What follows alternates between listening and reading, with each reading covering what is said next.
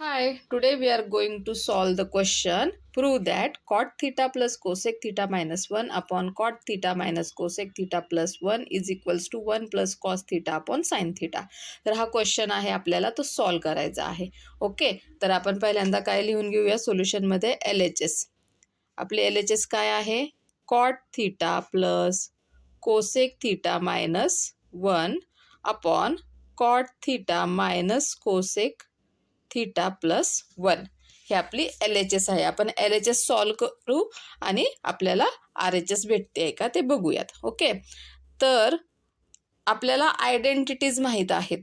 ठीक आहे, आयडेंटिटीजमध्ये कसं आहे तर 1 plus cot square theta is equal to cosec square theta ही आयडेंटिटी आहे. आता आपल्याला इथे कॉट आहे, कोसेक आहे, बरोबर. इथे कुठेही स्क्वेअर दिलेला नाही आहे, तर पण इथे 1 आहे. मग आपण ही जी आयडेंटिटी आहे ना, तर तिला आपण मॉडिफाय करू शकतो. कसं? जर हे आपण कॉट स्क्वेअर थीटा इकडे आणले तर या साईडला फक्त 1 राहणार आहे. So 1 is equal to cosec square theta minus cot square theta, बरोबर. म्हणजे आपण 1ची जी व्हॅल्यू आहे तर त्या जागी आपण cosec square theta minus cot square theta लिहू शकतो. आपण फक्त हे वरती लिहिणार आहोत न्यूमरेटरमध्ये. Okay, so cot theta plus cosec theta minus, आता 1 म्हणजे काय आहे? Cosec square theta minus cot square theta आणि डिवायडेड बाय डिनॉमिनेटरमध्ये आपल्याकडे जे आहे cot theta minus cosec theta plus 1 हे ॲज इट इज असणार आहे. ओके, इथपर्यंत समजलं.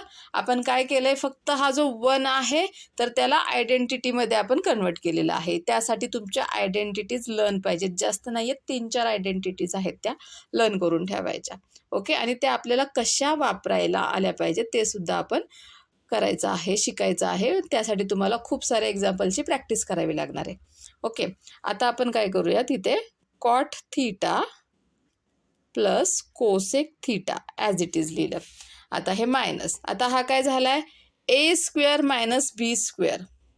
आपल्याकडे फॉर्म्युला आहे a square minus b square is equal to a plus b आणि ए मायनस बी. हा फॉर्म्युला माहीत आहे ना आपल्याला. ए प्लस बी, ए स्क्वेअर मायनस बी स्क्वेअर घ्या किंवा x square minus Y square घ्या. तर आता हे जे मायनस साईन आहे ना, हे पूर्ण ब्रॅकेटला आहे, म्हणून आपण इथे एक मोठी ब्रॅकेट घेऊयात आणि त्याच्यामध्ये आपण काय लिहिणार आहोत? A plus b. आता ए म्हणजे काय आहे इथे, तर cosec theta plus cot theta ही एक ब्रॅकेट झाली आणि cosec theta minus cot theta म्हणजे a plus b, a minus b आणि ही ब्रॅकेट कंप्लीट. ओके, आणि डिवायडेड बाय खाली cot theta minus cosec theta plus 1 as it is. ठीक आहे, आता काय होऊ शकतं बघा, इथे पण cot theta plus cosec theta ही एक ब्रॅकेट आहे आणि इथे पण cot theta plus cosec theta ही एक ब्रॅकेट आहे. तर ह्या दोन्ही ब्रॅकेट सेम आहेत, मग आपण त्या कॉमन घेऊयात. ठीक आहे, सो कॉमन घेतलं म्हणजे cot theta plus cosec theta. Okay, तर हे आपण काय घेतलेलं आहे? कॉमन घेतलं. आता याच्यातून या ब्रॅकेटमधून ही आपण कॉमन घेतली ब्रॅकेट, तर राहिलं काय खाली इथे? मग 1 उरला फक्त, बरोबर. आणि या मोठ्या ब्रॅकेटमधून आपण ही एक ब्रॅकेट बाहेर काढली, कॉमन घेतलेली आहे. मग आतमध्ये काय राहिलेलं आहे तर cosec theta minus cot theta. Okay, आणि divided by cot theta minus cosec theta plus 1. Okay, आता काय करूयात आपण, हे जे मायनस साईन आहे ना, तर ही ब्रॅकेट ओपन करून घेऊयात. बघा कसं लिहायचं, cot theta plus cosec theta ही तर ब्रॅकेट ॲज इट इज राहिली. आता इथे आहे 1 मायनस, हे मायनस साईन दिलं जर कोसेकला, कोसेकचं पहिलं साईन आहे plus, so plus minus minus. आता हा मायनस आतमध्ये पण मायनस आहे, so minus minus becomes plus. Okay, काय आलं? 1 minus cosec theta plus cot theta. आता हे जे खालची जी टर्म आहे ना तिला आपण फक्त थोडंसं रिअरेंज करून लिहूयात. आता पहिल्यांदा आपण हा 1 लिहूयात. लिहिला. आता त्याच्यानंतर हा मायनस कोसेक थिटा लिहूयात. Minus cosec theta. आणि कॉट थिटाचं साईन काय आहे? प्लस. Plus cot theta. हे मी का लिहिलं, का रिअरेंज केलं? तर बघा, ही ब्रॅकेट आणि ही ब्रॅकेट दोन्ही काय आहेत? सेम आहेत. इथे मल्टिप्लिकेशन आहे, सो हे आपण डिवाइड करू शकतो. सो ही ब्रॅकेट कॅन्सल, ही ब्रॅकेट कॅन्सल. आणि राहिलं काय मग? Cot theta plus cosec theta. आता आपल्याला काय पाहिजे? 1 plus cos theta upon sine पाहिजे. तर आपण काय करणार? ही जी cot theta plus cosec theta आहे की नाही, तर कॉट थिटा म्हणजे काय असतं?